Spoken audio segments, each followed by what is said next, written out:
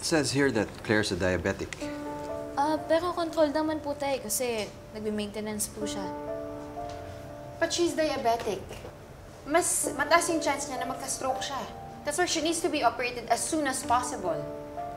Pero Zoe, dahil nga diabetic siya, mas risky na operan siya kaagad. Plus, wala naman siyang unstable neurological symptoms. Through meds and rehab, pwede siyang gumaling. Pwede ma-absorb ng CSF ng brain niya yung bleeding. And pwede siyang mag-recover through rehab.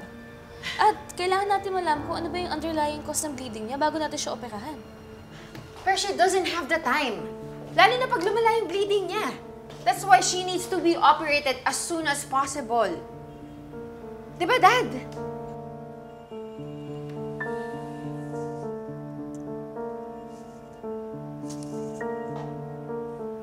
Zoe's right.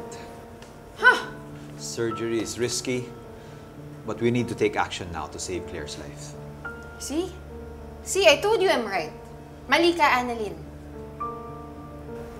Zoe, that's enough. Hindi naman mali yung recommendation ni Annalyn. You both have sound recommendations. But given the situation ng pasyente, yours is the better path to take.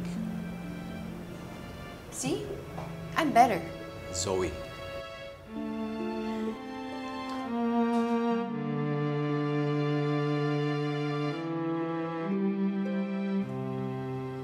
Okay ka lang, anak?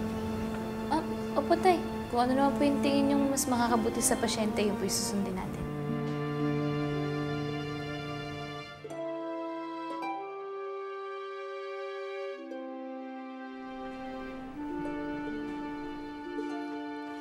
Anak, naku, pasensya ka na, ngayon ko lang nabasa yung text mo, ha? Nililinis ko kasi itong sapatos, eh. Okay ka lang ba? Oh. Ba't ganyan itsura mo? Masama ba loob mo kasi mas pinanigan ni RJ si Zoe? Ay, hindi po, Nay.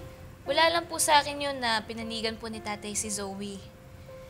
Yung iniisip ko po ngayon, yung case po ni Miss Claire, parang may mali po kasi. Parang may hindi nag-a-add up. Doon po ako nag-aalala. Anak, magaling ka. Kaya kung ano man yung nakikita mong hindi nagtutugma, sigurado ako, makikita at makikita mo yun. Sana nga po, Nay. Bait pa na po ni Miss Claire, kaya nga po gusto ko siyang bigyan ng best care dito sa Apex, eh. At alam niyo po ba, ex pala siya ni Totoy. Ang galing. Talaga? Ex ni RJ yung pasyente niyo ni Zoe? At pasyente din po siya ni tatay. Ma'am, may something sila. Mga malisyoso kayo! Ay! May spark! Yes! Nag-uusap sila in Bisaya, sila na nagkakaintindihan. Tapos ang dating, parang sila lang yung tao doon. Intimate, may caress-caress, gano'n. Ito po, ito po si Doc RJ. Ito po yung girl. Gumanyan po yung girl. Tapos tubingin si Doc RJ. Gano'n! Gumunod, sabi.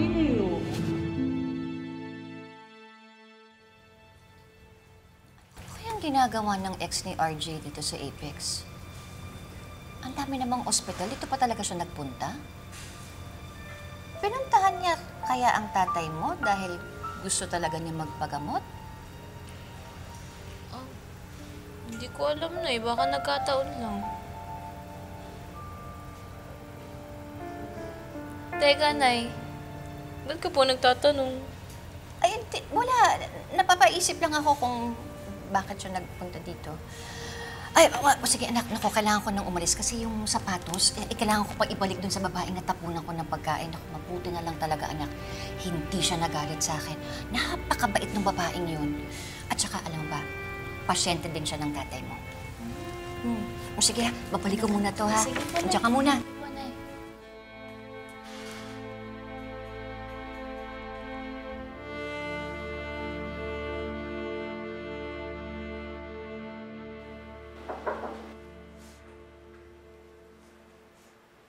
Claire, Doc RJ. do you have a minute? Yeah. He's been my driver for 10 years.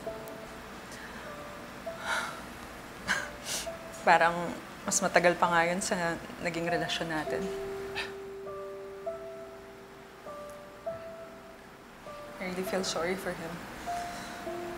And now, I can't help but feel sorry for myself too.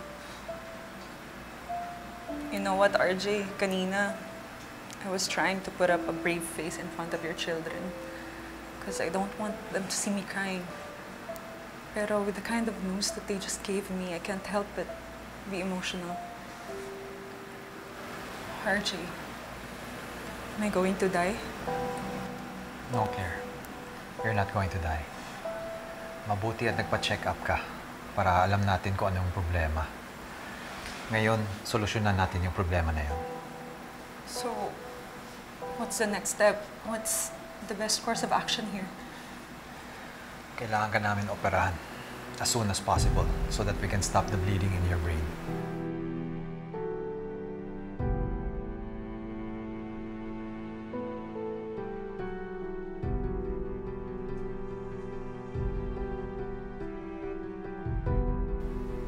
Operahan?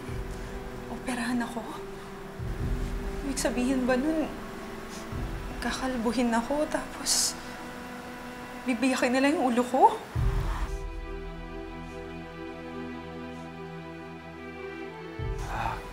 Claire, you're having an anxiety attack. Mabuti na lang at alam ko pa kung paano kita pakalmahin.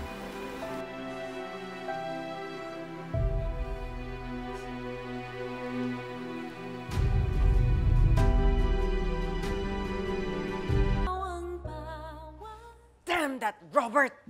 Kinakalaban niya talaga ako. Kung meron lang akong pwedeng inumin na gamot para makalimutan kong naging asawa ko yon, ginawa ko na. Wala na talaga akong pakialam sa kanya.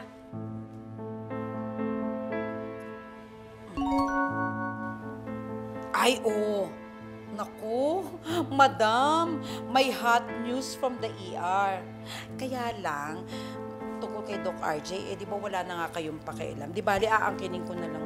Teka, anong tungkol kay Doc RJ? Ma'am, kasi, ang sabi po, nandito raw po yung ex-girlfriend ni Doc RJ from Cebu. What?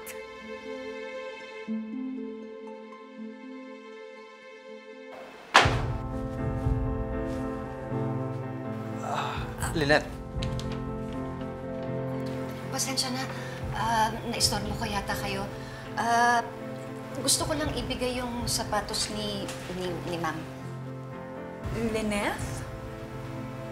Lynette, the mother of Dr. Santos.